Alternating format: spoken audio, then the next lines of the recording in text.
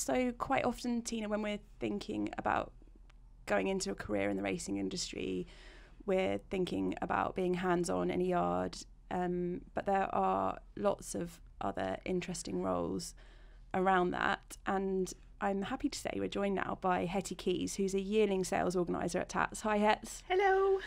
And can you tell us a bit about your job, what's involved day to day? Yeah.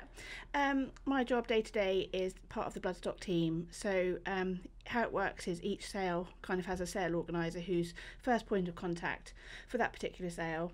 As you said, I'm in charge of the yearling sales, which is quite full on and actually takes up quite a lot of the year. We start in February, getting the flyers ready, publications ready to advertise the sales, and then people would put the nominations into me, kind of correlate all the information, get pedigrees from Weatherby's, get staff, members of our team, grade those pedigrees, and then we get guys out on the road looking at the yearlings throughout the year, throughout the spring and into the summer, and I help organise those visits while keeping an eye on race results, keeping the pedigrees up to date, and then really liaising with clients and trying to get the yearlings in the correct sales that we think is most appropriate for them, and then helping putting the catalogues together and keeping everything to show on the road, meeting deadlines, and basically getting the sales up and running, auctioneer books at the sales times, making sure the updates are up to date on the rostrum, and just making sure that kind of clients are happy, liaising with emails, withdrawals, and just kind of helping the sale stay on the road. Sounds pretty full on, but really interesting. Yeah, it's really varied, and everyone thinks, well, what do you do when the sale's not on? But because there's always other catalogues on the go and lots of members of the team need backup and things, it's really varied. I really enjoy it. I was going to say, are there certain pressure points when the sales are on, and how do you deal with that pressure? Besides chocolate, is my probably go-to. We're in a big team, so we all kind of help each other, and because we're very lucky with the catalogue deadlines, you know exactly when you're going to be really busy, so you can kind of brace yourself. I've been doing it for quite a long time now, so I actually generally really enjoy the build up, the relationship you build up with clients that we've been dealing with on a year-to-year basis. So yeah, it's really varied, and that's kind of what makes the job really fun, and that's why we do it. And how did you make your way into the bloodstock side of the industry? Where did you start? Well, I've always been interested in horses, typical horsey girl. My parents have always been in racing. My dad was an amateur jockey. My brother point to points a lot. I never was good enough, quick enough, mucking out to be on the hands-on side. I've always ridden, but it was never going to be for me working in a yard. I wanted to be more in an office. I've always enjoyed watching racing, pedigrees that's involved with it. So I did the BHA grad course after university, had a placement at Weatherby's, stayed there for a while, got to see all angles of the job. I started in the bank, then went to racing admin on the ownership desk. And that was part of the BHA scheme? Yeah, so you do, from the BHA scheme, half of that is a placement, and I was there at Weatherby's for 2 months, and then for some bizarre reason they asked me to stay for a bit longer, so I covered some maternity leave there. And it was at the end of that maternity leave that a job at Tattersalls was advertised, and that was nearly 15 years ago. And you're still here. Yes. So what tools do you think or skills did you pick up from the BHA grad scheme that have helped you in your current role? I think it's just things like being organised, and how you see racing and you just think, there's obviously all these great people that work in the yard, but there are so many, the background, there's loads of other things that you need to be organised, and it's just keeping organised, working in a routine, working to deadlines is obviously really important, and just having an open mind. You never know what the next phone call is going to be, and I think having that kind of mindset definitely helps you.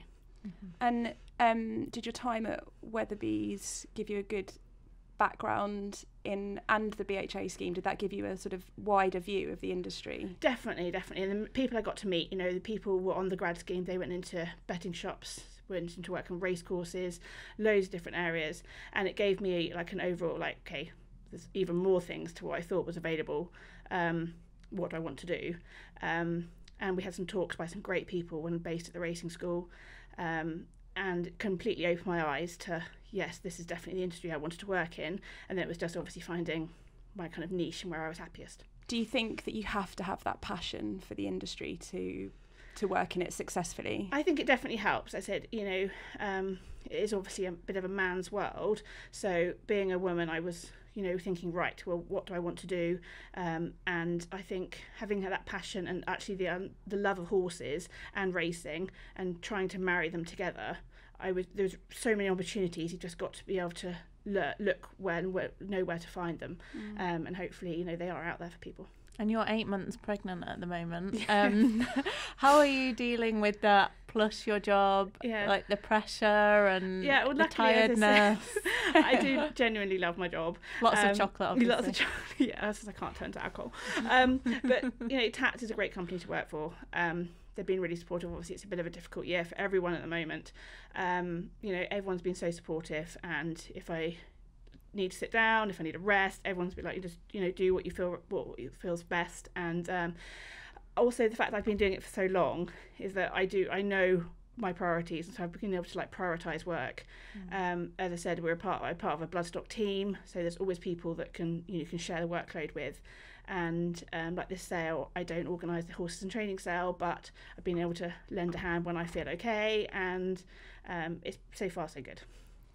And you mentioned it being a very male-dominated environment. Can you talk to us a bit more about that? The bloodstock world does seem to be very male-orientated. Yeah, how's that been for you? It is, but I think it's changing all the time. Although there's not female auctioneers here at Tats yet, there are in the rest of the world, and I think hopefully it might be only a time before there's more female auctioneers over in England. I'm always one, if there's a barrier, you like to break it down. Absolutely. I'm all for that, and a company like Tats has been really good and given me the opportunities to progress my career to be a sale organiser. And now hopefully I help organise one of the most successful yearling sales in the world. So it just shows if you want to do it and you're passionate and you're efficient at your job, then man or woman, it doesn't really matter. Yeah, there's opportunities out there. Yeah, definitely. And what advice would you give to people who are looking to progress their career in racing? Look at courses, or what sort of advice would you give? I think certainly just to keep asking questions. If you're not sure of who to go to, where to start, just find someone, even if it's just Googling something. Like the racing school companies like Tats, if you want to start in the bloodstock world, there's always someone that you can email and ask questions. Who can I get in touch with if I want to get some work experience? I constantly have emails, people asking me, and even if I don't know, I'll ask someone else who might know.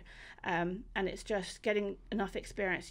It's so much down to word of mouth and getting your name about, that if you can just spend a few days, weeks, whatever, with shadowing someone and gain such valuable experience, and then you never know where that can lead. So just don't be afraid to ask. We can always help at Tats, we always try, and certainly if I don't know, I'll always try and find someone that does. Good advice. Don't ask, don't get. That's very true. That's brilliant. Thank you, Hetty. Thank you. You've got to, before you go. Oh yeah, we're gonna do the quick fire five. Oh God, you didn't tell me about this. Okay, so Hetty, fill in the blank. I am happiest when on a horse. Good answer. When I am feeling overwhelmed, I turn to gin. Not when you're 8 months pregnant. Your one top tip for looking after your well-being is? To keep talking. Even friends, family, just always talk. And can you give us a person, a book, a film, or someone that's inspired you recently? Oh God, that's really hard. I think actually one of my best friends, Sandra Reid, who works for BBA, because she was meant to get married this year, and it obviously hasn't been very simple, but she kept her chin up and eventually, although despite everything, managed to have a great wedding day. And how she dealt with it was just really inspiring, because if it had been me, I would have had a meltdown and probably would have just sat in a corner and cried a lot. But she sort of showed the value of what was important in the deeper meaning of. At the end of the day, she wanted to marry the man of her dreams, and she didn't let COVID, anything get in the way of that, and that was good on her, girl. And final question, can you give us a horse to follow? Oh God, that's really hard. I should think of a tax graduate, but I'm going to say a McFabulous. I think he just looked amazing at Chepstow the other day, and I think he is a hurdler that could go anywhere, and yeah, one to watch. It's not very out there, but there we go. Sounds good. Thank you. Thank you very much.